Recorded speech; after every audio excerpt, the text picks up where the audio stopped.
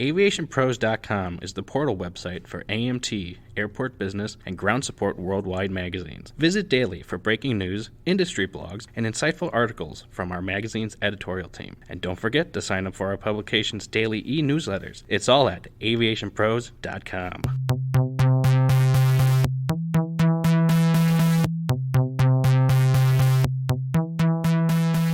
Hello and welcome to the Aviation Pros podcast. I'm Josh Smith, editor of Ground Support Worldwide magazine, and today we're speaking with Phil Oldridge, CEO of Envirotech Vehicles, and Jay Raber, national sales director at Envirotech Vehicles, to discuss an all-electric aircraft refueler and learn more about the impact vehicles like this can have on the ground support industry. So thanks for taking some time to share more on this topic, Phil and Jay. Good morning, and thank you for having us. Yes, good morning. Well, we appreciate both of you guys joining us here on the podcast, and let's dive right in and discuss this electric refueler itself. Maybe just for a little background to begin, what experience has Envirotech Vehicles had in electrifying the traditional combustion engine type vehicle, and what prompted the company to pursue building this electric refueling truck? Well, great question. This is Philip. Our leadership team has been in the industry literally since 1984, not specifically in electric vehicles, but in commercial trucks, commercial buses, and passenger transportation. So our leadership team has got over 35 years of real experience in the sector, and we're very pleased to tell you that as of to date, we have homologated, which is a fancy word for saying conformed or certified, our electric urban trucks in both Class 3, Class 4, Class 5, and Class 6. We have electric logistics vans, which are last mile delivery vans, cutaway vehicle, which you could mount a smaller school bus body onto, or like a chip delivery truck, something for Frito-Lay or something like that. And then we've got now, we're releasing in the next quarter our electric school bus. And we have one of our new products that's coming to market in Q2 is an electric road sweeper and a warehouse sweeper. And of course, now we've just branched out into aircraft fuelers and ground support equipment for aviation. What were some of the challenges that you encountered when trying to design an electric refueler? And, when you found those challenges, what had to be done to overcome them?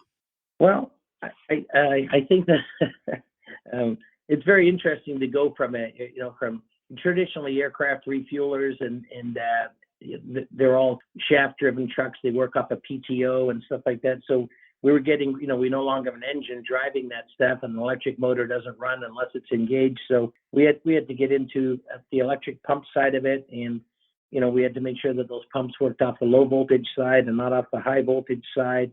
And so, there was a number of challenges and stuff like that. We had to make sure that, of course, our battery boxes and so on are completely sealed, because we didn't want any vapors or fuel vapors or anything like that getting into that sort of stuff. All of the wiring inside our vehicles is Class 7 automotive grade wiring. And so it was.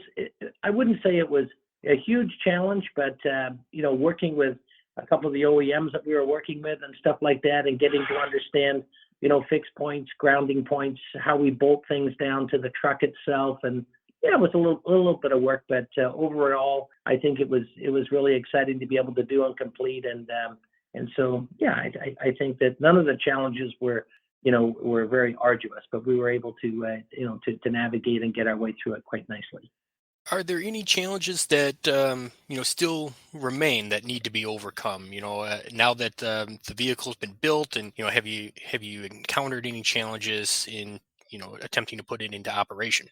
Well, great question, and that's a hard one to answer. So we've tested it, and we've tested it, and we've tested it, and so far so good. So I guess the best way to answer that question is we don't know about the problems that we have or don't have. So it's just a matter of getting into operation, just like any other vehicle or any other truck when they first come online and they're new, and just run them and operate them and see what comes. But as far as the truck itself goes, we've been operating them for years, so we're very excited about the trucks. And as far as the aircraft refueler side goes, the people that we're working with is, we're using existing equipment, albeit that it's new, and a few small changes. So we don't anticipate any big problems.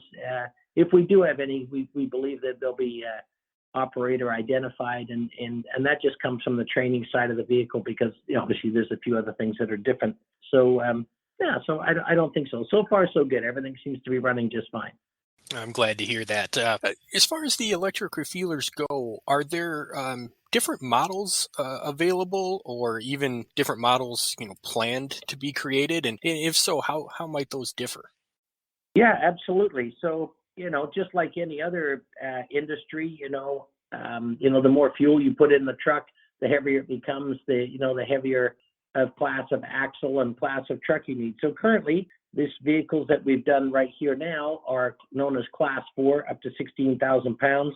We do have a Class 5 available, a Class 6, extending all the way to Class 8, which is your typical tractor trailer. So, yeah, and it's just a larger vehicle, but principally they operate the same. But these two that we've just completed here now are Class 4 units. I'm curious, did you work with any specific partners or OEMs to better understand, the specific needs of the ground handling industry? And were any of those specific truck features then, a direct result of some of these partnerships? Yeah, we did work with a couple of partners. I'll let Jay speak to that a little bit. Yes, we've worked with Garsite Tank, and they're out of Kansas City, Kansas. And they've been in the business for 65 years or more. They helped us a lot on design and building of the unit. They have customers waiting for this electric unit to come online, which it is now officially. And a lot of the regulations and things like that, they've helped us through that, because they are aircraft refueling manufacturers, so they know the ins and outs of it. Yeah, and to follow up on that, how valuable is that insight, working with somebody who's got that refueling truck experience versus, just coming into this space and trying to start from scratch? Priceless. It is priceless, because the aircraft refueling area has its own set of regulations, its own language and regulations to comply with, as every industry. So if you can partner with a company and get that knowledge that they deal with every day, and is a foreign language to us because we're not familiar with it, or was, you learn a lot in a very quick amount of time. Yeah, I can imagine. Certainly a lot to take in there. So let's take a quick break. But when we come back, we'll talk a little bit more about the new electric refueler being produced by Envirotech vehicles. Would you like to reach key decision makers in the industry? Share your message on the Aviation Pros podcast and reach key leaders across all facets of aviation, including aircraft maintenance, airports, FBOs, airlines, and ground handling. Contact one of Aviation Pros' helpful account representatives to find out more. We're back with Phil Oldridge and Jay Raber, and now that we've discussed some of the physical features of Envirotech's electric refuelers, I'd like to learn a little bit more from you guys about how these vehicles may have an impact in the ground handling industry. And so to dive into that topic, I guess, can you share a little bit about where these electric fuelers are, currently being tested or in operation? Sure. Currently, the two that we've just finished being complete are being delivered to AvFuels, which is a huge supplier of of fuel in the aviation industry. And so at this time, they haven't told us exactly where they're being deployed. We have a pretty good idea. So that's kind of there's a huge AvFuel show going to be happening. So right after that show, they'll be deployed after that. And we're very excited about that. In terms of how is it going to change the industry and so on like that, well, as you know, passenger transport, jet business, aviation business, it's a huge contributor to greenhouse gases. And it's going to be many years before, we see actual electric jets flying around or electric passenger planes flying around. But in terms of ground support equipment, I think you're going to see that change happening very quickly. So not just with aircraft refuelers, but with cargo vehicles, cargo trucks, lav trucks, pump trucks, catering lifts, all of these types of vehicles we're looking into and delving into right now in a big way. So we're very excited to be a part of and a contributor towards the electrification of the aviation industry. Yeah, that's a great point about kind of the broader trend towards electrification. And, one of the challenges that have been brought up regarding that topic is just the amount of charging infrastructure that might be required to handle an increased number of electric vehicles. Have you been able to investigate that charging challenge? And, are there ways to overcome that? Yeah, we've been looking at that. I mean, as you know, last year, the International Air Transportation Association announced a sustainability goal to see the global air transport industry achieve net zero carbon emissions by 2050. Since then, we've had several companies announce their own sustainability strategies and initiatives. However, we are a long way from keeping up with that positive trajectory that we need to do to reduce emissions. So we're very excited about looking at all of that. We're excited about the charging side of it. Right now, the vehicles that we're delivering have, individual chargers, but we are working ourselves internally with another charging company, and how we are going to, as this industry grows more and more and more and more, rather than just pulling all your power from the grid, it'll become from ESS, which is electric storage systems that sit in the ground, or they may be above ground in a container, which is really a big fancy word for having a huge bank of batteries. And those batteries can take their charging from the grid at nighttime, and then you can pull off it during the day, during peak hours and stuff like that. So it's a big piece of the puzzle, the charging side of it, and working with, industry regulators like the FAA, the Federal Aviation Administration, various airports, types of climate conditions that we have to deal with at their various airfields, where they're located, what it is. And so, yeah, it's from the infrastructure side, it's a big piece of the puzzle, and we're just delving into it now. So like I said, we're a few years away from figuring it all out, but we're all hard at work at it. Maybe kind of steering our attention towards the operation side of things. We've talked about some of the features of the vehicle, and now some of the infrastructure and overall impact electric vehicles might have. But in terms of actually operating the electric refueler, are there any specific training requirements or specialized training for ground personnel in order to safely use the vehicle? Absolutely. It's not complicated, but obviously, when you transition from an ICE and internal combustion engine type vehicle into an electric vehicle, there's nuances, of course, involved in that. And then there's also specialized training in terms of, how do you power up the low voltage side for some of the things you want to use? How do you connect and disconnect chargers when the vehicle's not being used? The way that we operate the vehicle. Of course, the vehicle is it's not just air pollution that's a big thing. The overall contributing factor is also noise pollution, right? And air pollution is huge, but noise pollution, we don't have these trucks idling and running and creating all that type of stuff, and which is, background noise and things like that. So yeah, there's a training requirement there from an operator, because when you get in them and you start operating, you can't hear them. They don't make any sound.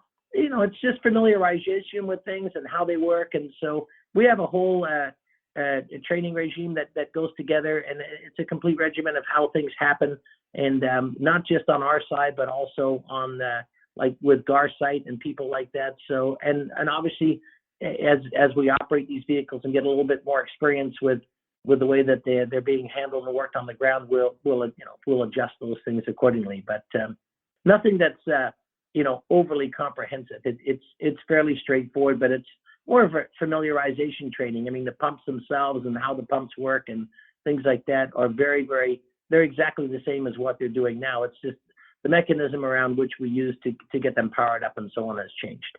I see. Well, Phil and Jay, it's been a very insightful conversation here, and I know you've already touched on some of the, larger sustainability benefits. Whether it's a lack of emissions into the air, a little less noise pollution, things along those lines. But I just to kind of wrap up our conversation, can you share a little bit more about some of the holistic sustainability goals that can be achieved with electric equipment on the ground, and particularly this electric refueler? Well, one of the things that, that's a big thing. You'll notice that with most electric refuelers and so on, traditionally, the exhaust emits from the front of the vehicle out, at the front of the cab there. And because they don't have that hot exhaust running under the tank and stuff. So, whether we realize it or not, over the years, from operating these types of vehicles, you do get a certain amount of, those exhaust gases that get emitted into the cabin and come into the cabin and stuff like that. The most harmful of which, of course, is NOx gas. So we don't have any of that anymore. With electric vehicles, there's absolutely nothing like that. It's they're just clean. There is no pollution whatsoever. Also, from a ground support standpoint, there's no more oil leaks. There's nothing dripping oil on the ground as vehicles get older, or coolant leaks and these types of things. Transmission fluid dripping on the ground, and all of that's gone away. So I think from an environmental standpoint, and also from a holistic health, from an operator standpoint and so on, it's not just a small improvement; it's 100% improvement. So we're very excited about that. Any final thoughts from you, Jay? We are very excited about this. This is a big step to further airport air quality and the future. It is the future. Yeah, absolutely.